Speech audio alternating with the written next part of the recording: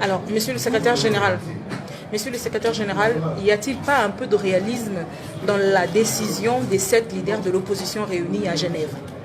En aucun cas. Cette désignation du candidat commun à Genève relève d'un complot contre la République et d'une volonté manifeste de déstabiliser l'UDPS et même d'aller plus loin pour détruire le parti.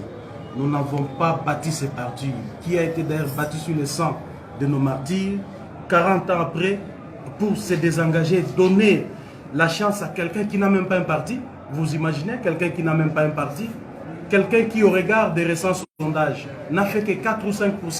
Nous pensons que c'était une bonne manière de comploter contre la République et par voie de conséquence, l'UDPS rejette avec force cette supercherie. Est-ce que vous pensez que le président national va se plier à l'exigence de la base? Je crois qu'il va le faire.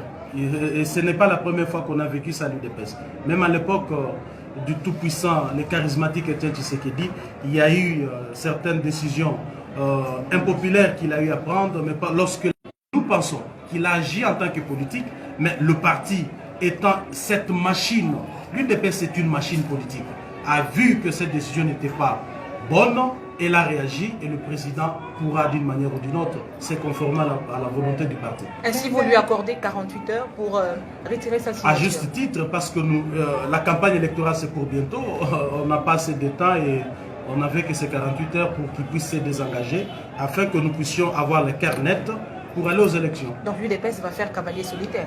Absolument.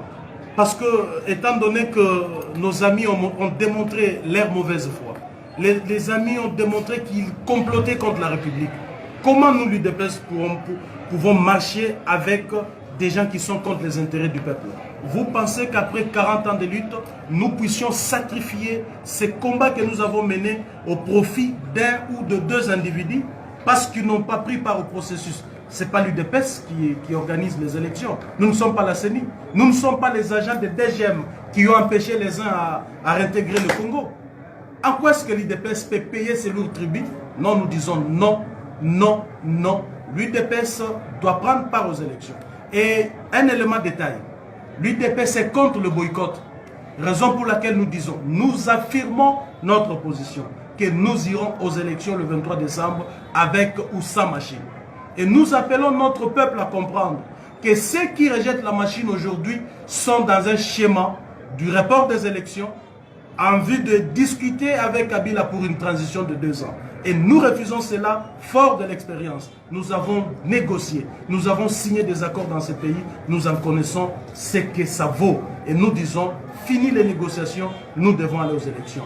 Est-ce que vous ne donnez pas? Absolument, il doit rentrer parce que même à pied, nous battrons cette campagne. Même à vélo, nous battrons cette campagne. Mais au cas où vous n'obtiendrez pas gain de cause par rapport à ce que Félix retire sa candidature, je crois qu'il a tout intérêt, il a tout intérêt, madame, à pouvoir se soumettre à la volonté de la base. Félix sait ce que ça vaut, l'UDPS. C'est une machine. Il sait, il est fils maison. Je crois qu'en ce moment, il est en train de se préparer pour revenir à la raison. Il ne peut pas aller outre la volonté de la base qui a été exprimée aujourd'hui. Je crois que c'est une hypothèse à écarter. Est-ce qu'on n'est pas petit à petit en train de nous écarter vers l'alternance, la passation du pouvoir à l'opposition? Ce désaccord, ce désharmonie entre vous?